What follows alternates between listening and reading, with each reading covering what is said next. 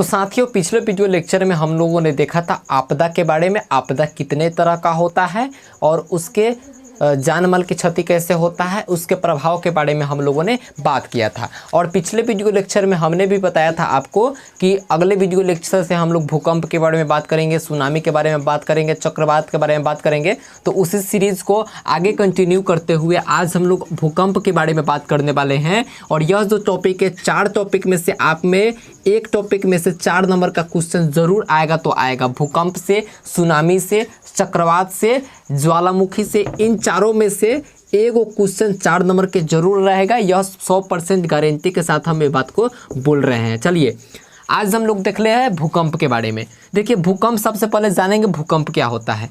तो भूकंप जब पृथ्वी की प्लेटें आपस में टकराती है तो उसे भूकंप कहते हैं। किसे भूकंप कहते हैं? जब पृथ्वी की जो प्लेट है आपस में टकरा जाती है तो हम उसे भूकंप कहते हैं। जैसे कि एक प्लेट ए वाला है जिस पर क्या है कि अपना ये भारत है, ठीक है, इसी तरह से यहाँ से नेपाल है, इसी तरह से यहाँ पाकिस्तान है, ठीक है। उसी तरह से दूसरा प्लेट कौन सा प्लेट हो गया, मान गए यहाँ पर कौन सा प्लेट हो गया, श्रीलंका हो गया। इसी तरह से दुनिया में जो प्लेटें जो है आपस में गतिमान रहता है और गतिमान रहने के साथ साथ जब ए वाला प्लेट किसी दूसरे प्लेट से टकरा जाता है तो इसी को हम लोग भूकंप कहते हैं। प्लेट माने छिपा टकराना नहीं, प्लेट माने छिपा वाला प्लेट नहीं, प्लेट माने धरती की प्लेट। प्लेट बहुत सारा चीज़ का होता है, लोहा का प्लेट होता है। उसी तरह से धरती की जब प्लेटें आपस में टकराती है तो इसे हम भूकंप कहते हैं। और किसी भी चीज़ के टकराने के बाद उसमें कुछ ना कुछ कंपन होता है। जैसे कि यहाँ पर कुछ टकराया तो कंपन ज़रूर होगा।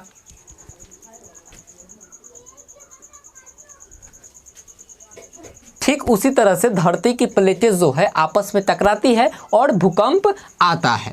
चलिए देखिए दोस्त, भूकंप जो आता है इसका अनुमान लगा पाना आज तक किसी के लिए संभव ही नहीं है। आज तक वैज्ञानिक भी इस चीज़ के पीछे फेल है कि भूकंप के अनुमान हम लगा लेबे और उससे होने वाले जान माल की क्षति को कम किया जा सके। ऐसा कभी संभव नहीं है। लेकिन कुछ संकेत जो है पता चलता है कि हाँ शायद भूकंप आने वाला है। वह संकेत क्या है कि जब वायुमंडल में, वायुमंडल कहने का मतलब हवा में, चारों तरफ का हवा है ना, इसी को ना वायुमंडल बोलते हैं, या चारों तरफ के वातावरण में जब रेडॉन गैस की, कौन सी गैस की? Radon gas. जिस तरह से हम ऑक्सीजन गैस लेते हैं, जिस तरह से हम कार्बन डाइऑक्साइड गैस छोड़ते हैं, ठीक उसी तरह से जब वायुमंडल में रेडॉन गैस की मात्रा जो हो बढ़ जाती है तो यह चीज़ अनुमान लगाया जा सकता है कि भूकंप आने वाला है। लेकिन ये इस चीज़ का अनुमान अभी भी नहीं लगाया जा सकता है कि कितना बड़ा भूकंप आएगा, छोटा भूकंप आएगा कि बड़ा भूकंप आएगा। इस चीज़ का अनुमान अभी भी आप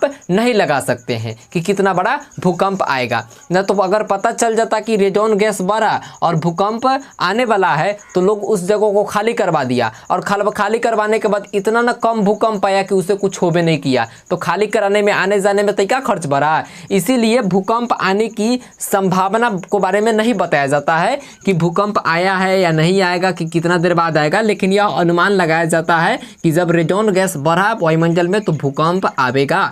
चलिए भूकंप जब आ गया तो हमें क्या करना चाहिए, भूकंप से पूर्व क्या करना चाहिए। चूँकि हमने पिछले वीडियो लेक्चर में आपको बताया कि आपदा आने पर क्या करना चाहिए, आपदा के प्रभाव क्या है, उससे कैसे बचा जा सकता है। और हमने एक और बात बताया कि आपदा के प्रभाव को सिर्फ कम किया जा सकता है, आपदा से बचा नहीं जा सकता है। किसी भी तरह का कोई आपदा है उसके प्रभाव को ही सिर्फ कम किया जा सकता है। ठीक उसी तरह से भूकंप का जो प्रभाव है उसको कम कर सकते हैं। कैसे कम कर सकते हैं? तो पूर्व प्रबंधन करके। पूर्व प्रबंधन कहने का मतलब कि पहले से हम क्या करेंगे, तैयारी कर लेंगे। किसको लेकर के? भूकंप के बारे में।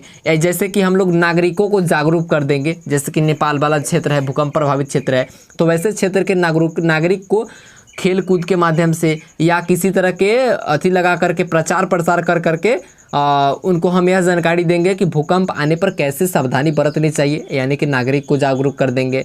दूसरी बात, भूकंप संवेदी जगह पर घर नहीं बनाएंगे। वैसा जगह पर कभी भी घर नहीं बनाएंगे जहाँ पर अक्सर भूकंप आते रहता है। और सबसे अगली बात, सबसे बड़ी बात कि हमको घर बनाएंगे तो ऐसा घर बनाएंगे जो कि भूकंप रोधी हो। भूकंप रोधी कहने का मतलब भूकंप आने पर इस घर पर ज़्यादा प्रभाव ना पड़े, वैसा घर को हम लोगों को क्या करना चाहिए, बनवाना चाहिए। यह भूकंप के पूर्व के प्रबंधन है। या नहीं कि हम जो पॉइंट लिखे हैं सिर्फ आपको वही सेम टू सेम पॉइंट लिखना है, आपको सिर्फ अपना समझना है इस चीज़ को। और इसके अलावा इस प्रश्न का आंसर आपको दिमाग से देना है, इस चीज़ को सिर्फ हम समझने के लिए बता रहे हैं, ठीक है।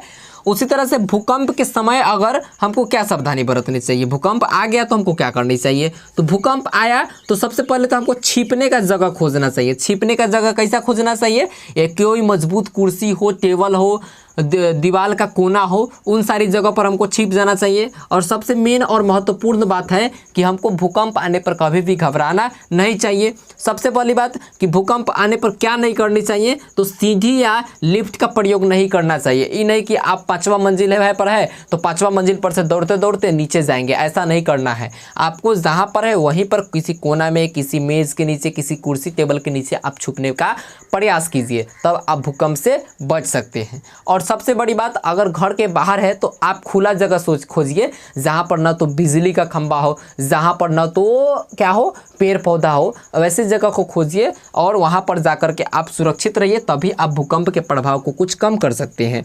भूकंप अगर घट गया, भूकंप घटने के बाद हमको क्या सावधानी बरतनी चाहिए, तो भूकंप हो जाने पर हमको क्या करनी चाहिए कि लोगों को निकालना चाहिए। वैसे व्यक्ति जो कि भूकंप में दब गए हैं, फंस गए हैं, किसी घर के नीचे दब गए हैं, किसी कुर्सी टेबल मेज़ के नीचे दबे हैं, उन सभी व्यक्तियों को हमको क्या करना चाहिए, निकालना चाहिए।